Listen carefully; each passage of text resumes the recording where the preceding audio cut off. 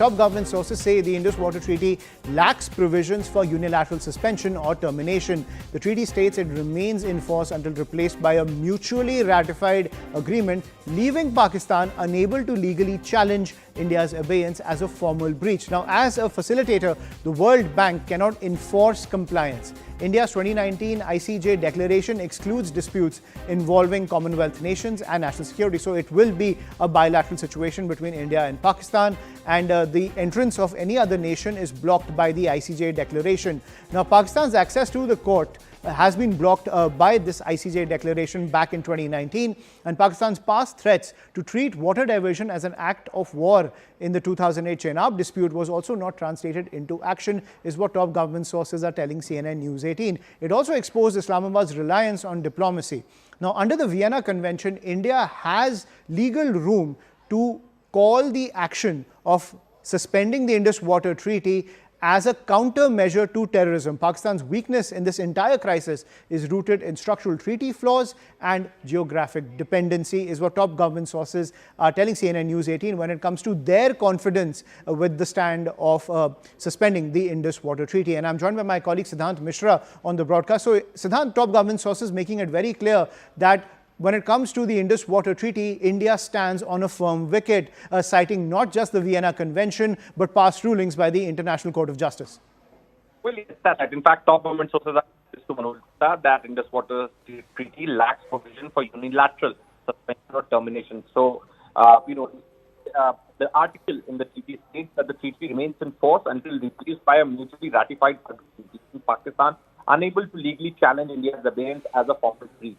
As a facilitator, the World Bank cannot enforce compliance. In fact, the statement from Ajay Banga also came in last few weeks regarding the same.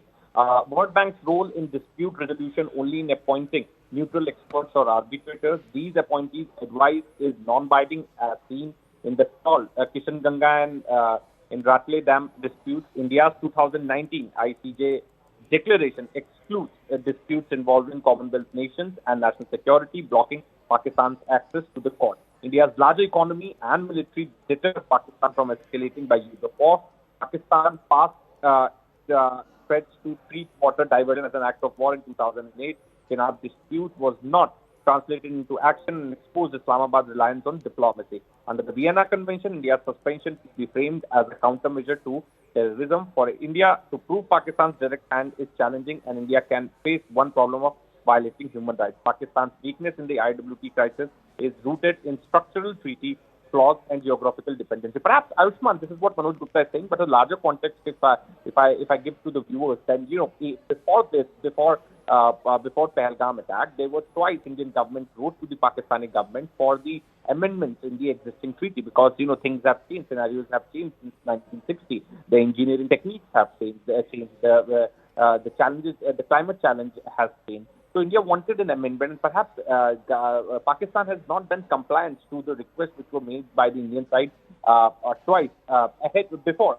This I'm talking before Pahalgam terror attack. Perhaps that is the ground. In fact, one of the grounds which India has made to keep treaty in abeyance. Talking on completely illegal ground, Ayushman. Having said that, also one very important point which Indian diplomats and others keep on highlighting, that when this treaty was signed, it was written in the preamble, it is being signed in the spirit of goodwill and friendship between the two countries. Perhaps what India has been witnessing, Parliament attack, 26/11, Uri, then Pulwama, and now Pahalgam. There has never been a goodwill and a friendship gesture which Pakistan is continuing with. So, India has all the right to withdraw to keep treaty in abeyance. So now IWT, Indus Waters Treaty, is in abeyance, but India's war against terrorism is on. Perhaps that is exactly what Indian envoy to Israel has said in an interview.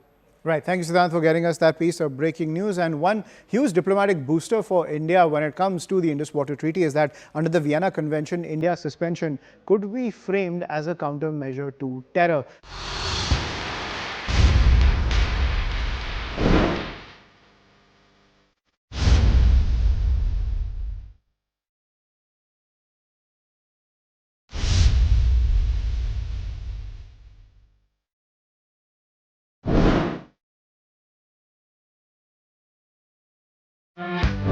News.